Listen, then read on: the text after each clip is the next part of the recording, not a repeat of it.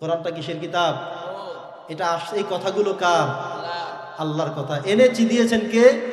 জিবরাইল আমিন, রুহুল আমিন দিয়েছেন কার কাছে? নবী মুহাম্মদুর রাসূলুল্লাহ সাল্লাল্লাহু আলাইহি ওয়াসাল্লাম। প্রত্যেকটা অক্ষর নূর, প্রত্যেকটা অক্ষরের বদলে 10 করে নেকি।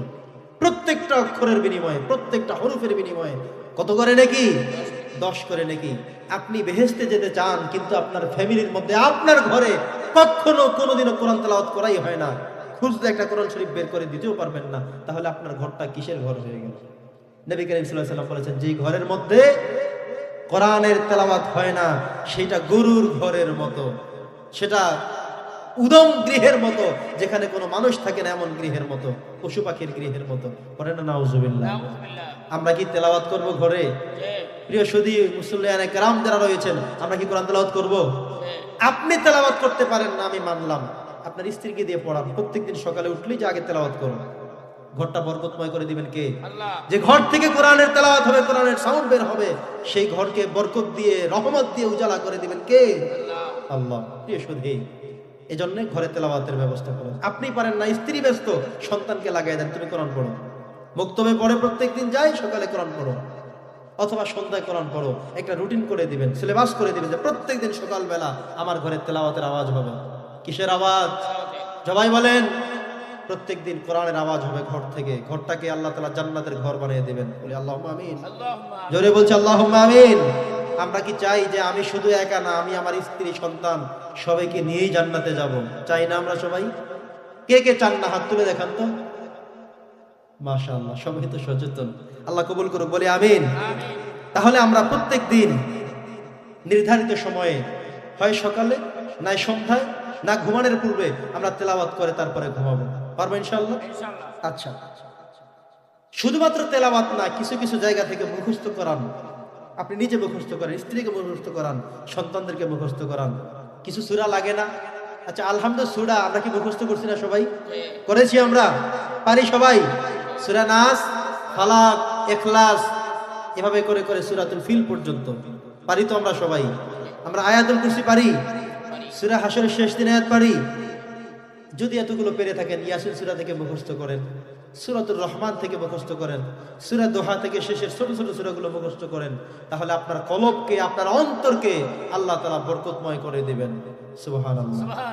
বরকতময় করে দিবেন কে?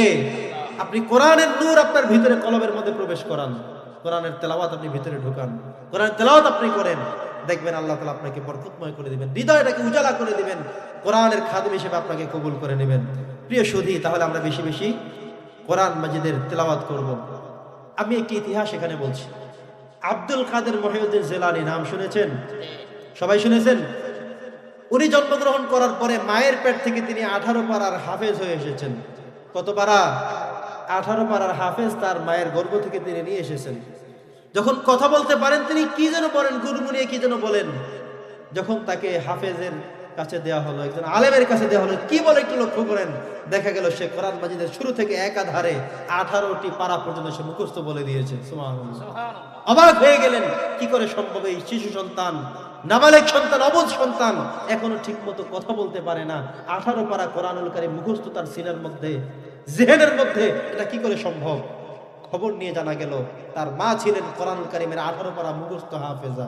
সুবহানাল্লাহ পড়েন। বাড়িতে গিয়ে পড়বেন সুবহানাল্লাহ। সবাই জোরে বলেন সুবহানাল্লাহ। মা ছিলেন হাফেজা 18 পারার। মা হাফেজা থাকার কারণে তিনি চিন্তা করলেন যে আমার পেটে যেহেতু সন্তান এসে গিয়েছে, আমি তেলাওয়াত করি, কন্টিনিউ তেলাওয়াত, প্রতিনিয়ত তেলাওয়াত। সন্তান গর্ভের মধ্যে তিনি যখন কাজ করেন, ঘর ঝাড়ু দেন, জামা কাপড় কাচান, প্লেট ধৌত করেন, ভাত রান্না করেন, তরকারি রান্না করেন, তিনি শুধুমাত্র তেলাওয়াত করছেন। কি করতেছেন তিনি? জোরে বলেন। তিনি সবসময় তেলাওয়াত করতেছেন। ওই যে তিনি যে তেলাওয়াত করতেছেন, তেলাওয়াতের সেই জেহেনটা, মুখস্থ শক্তিটা আল্লাহ তাআলা কপি করে সন্তানের জেহেনের মধ্যে পেস্ট করে দিয়েছেন। সুবহানাল্লাহ। এখন মাও 18 পারার হাফেজ মুখস্থ পারেন, আর এই সন্তানটা নাবালক সন্তান, তিনিও 18 পারার পরিপূর্ণ কোরআন মুখস্থ পারেন। আল্লাহু আকবার। তাহলে মায়েদের উদ্দেশ্যে বলছি, আমার সাউন্ড যদি মা বোনরা শুনে থাকেন, সন্তান যখন গর্ভে চলে আসে তখন থেকে অন্যায়গুলো ছেড়ে দিবেন, গালিগালাজ করবেন না, গুনাহের কাজ করবেন না, সিরিয়াল দেখবেন না, জি বাংলা দেখবেন না, এক্সট্রা জলসা দেখবেন না। এমনিতে ভারতীয় এগুলো আমাদের এই গজব বাংলাদেশ থেকে বিদায় হতে যাচ্ছে, ঠিক কিনা বলেন? এগুলো সব বিদায়ের পথে। তো এরপরেও আমরা খারাপ কিছু দেখবো না, খারাপ কথা বলবো না, ঝগড়া করবো না। যখন পেটে বাচ্চা, আপনি যেমন আমল করবেন সন্তানটা তেমন হবে।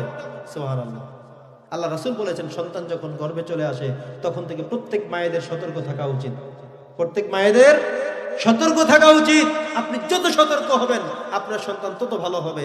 একজন ইমানদার মহিলার ঘরেও একজন খারাপ সন্তান চলে আসতে পারে। কিভাবে?